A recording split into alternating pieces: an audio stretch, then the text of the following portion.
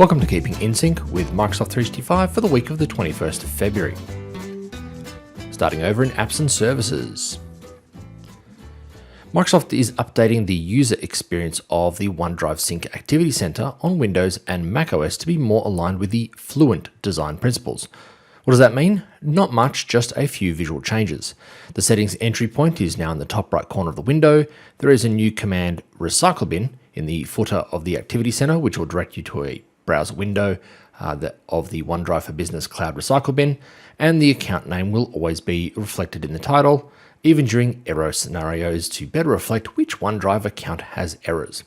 This is rolling out late February to early March. For people that have more than one Office account, such as a Microsoft 365 account and a personal one, or another work or school account, such as, well, for example, people who are also doing a degree as well as having a job. This feature to account switching will enable users to switch from one account to another through the profile icon that helps them extend the account selection interface, which has a much more streamlined experience than before. This functionality will be rolling out for iOS from late February to late March, whereas for Android, this will be from the end of April to late June. Questions and answers in Yammer will soon include the ability for users to upvote answers that they find helpful and appropriate. Upvoting answers helps crowdsource useful answers and rank them higher in the thread. This is rolling out between March to early April. The web player for audio and video files that are stored in OneDrive and SharePoint, including when those files are embedded in Teams, Yammer, and SharePoint web parts, is being updated with a new feature called Help. This entry point allows you to report technical playback issues on audio and video files to Microsoft, and the Help feature will also provide links to public and user help documentation for the player. This is rolling out mid-February to early April. In other news, to get more done without constantly changing apps, Microsoft is making Microsoft Teams third-party apps also available for users in Outlook and Office.com. Users will be able to acquire and use these apps in Teams, Outlook, or Office.com. Now, this is only available to those in targeted release, so if you're not in that feature update group, speak to your IT about it, although be mindful, they may say no, as targeted release is kind of like early adopters.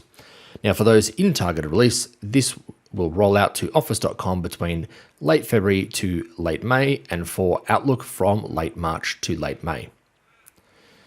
The Room Finder feature is designed to help the transition to hybrid work easier, as users can now leverage the Room Finder or book workspace features when they need to find a space to work, no matter if they need if they need a focus time or a room for larger group meetings. Now, the room search and book experience is already available to Outlook for Mac, Windows, and web, and will be available in Outlook for iOS and Android. You'll be able to search, check availability, and book conference rooms directly from the Create Event screen. This is rolling out mid-March to late May.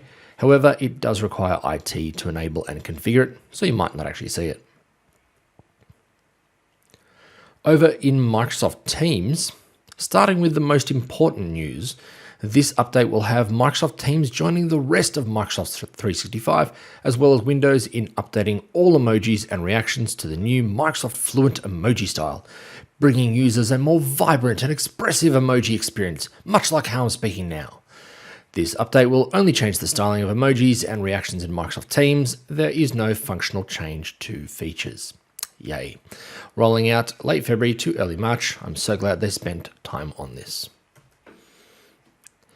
Now, organizations that are using the Bookings app in Microsoft Teams can now link forms to collect information before and after any appointments.